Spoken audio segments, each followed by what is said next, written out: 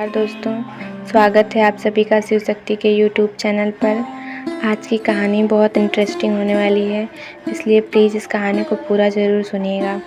एक समय की बात है, मुनि शिरोमणि नारद, जो ब्रह्मा जी के पुत्र हैं, तपस्या करने के लिए हिमालय पर्वत की एक गुफा में गए और वे दृढ़तापूर्वक आसन बांधकर तपस्या में लीन हो गए।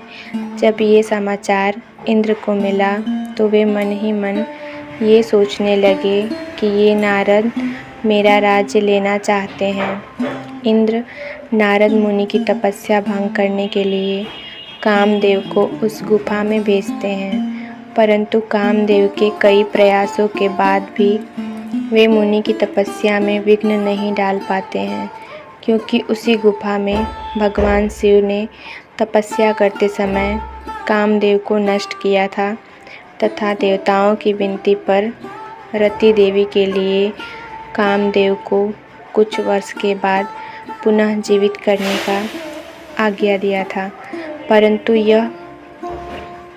परंतु शिवजी यह बताए थे कि यहाँ इस गुफा में कामदेव का प्रभाव नहीं चल सकेगा। इस प्रकार कामदेव वहाँ से लौट जाते हैं और इंद्र को जाकर बताते हैं कि मैं सफल नहीं हुआ।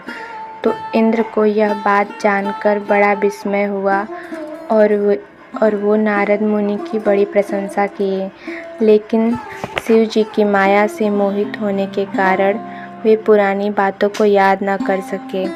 दोस्तों, जिसने भगवान शिव के चरणों में अपने आप को समर्पित कर दिया है, उस भक्त को छोड़कर से सारा जगत उनकी माया से मोहित हो जाता है। नारद जी भी शिव जी की कृपा से तपस्या में लगे रहे और जब उन्हें लगा कि तपस्या पूर्ण हुई तो वे वहाँ से सीधे कैलाश पर्वत पर गए और उन्हें इस बात का अभिमान हो गया कि वे काम भाव पर विजय प्राप्त कर लिए। ये सारी बातें शिव जी को वो बताएं। शिव जी मन ही मन मुस्कुराकर बोले, प्रिय नारद, तुम मुझे बहुत प्रिय हो, परंतु तुम ये सब बातें गुप्त रखना और विष्णु जी को बिल्कुल भी मत बताना।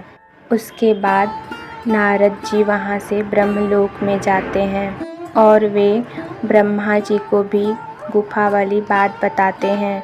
ब्रह्मा जी कहते हैं, पुत्र नारद, तुम ये सब बातें और किसी के भी सामने मत कहना।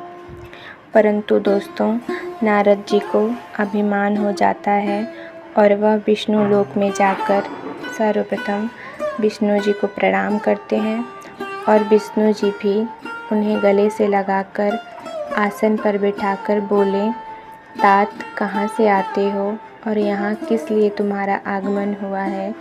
मुनि श्रेष्ठ, तुम्हारे शुभागमन से मैं पवित्र हो गया।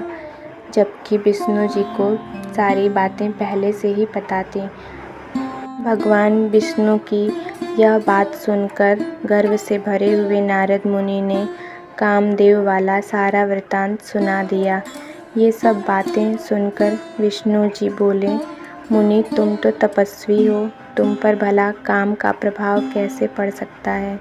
यह सुनकर नारद जी और प्रसन्न हुए और विष्णु जी को प्रणाम करके वहाँ से चले गए।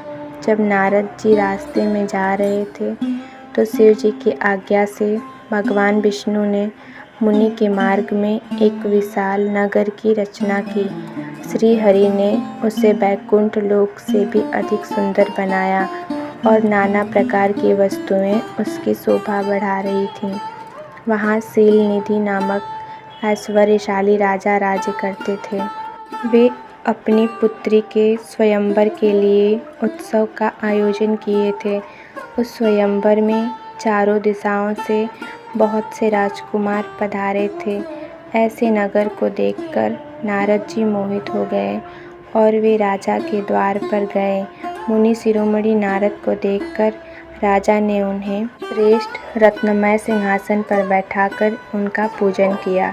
तत्पश्चात अपनी सुंदरी कन्या, जिसका नाम श्रीमती था, उसे बुलवाया और उससे नारद जी के चरणों में प्रणाम करवाया।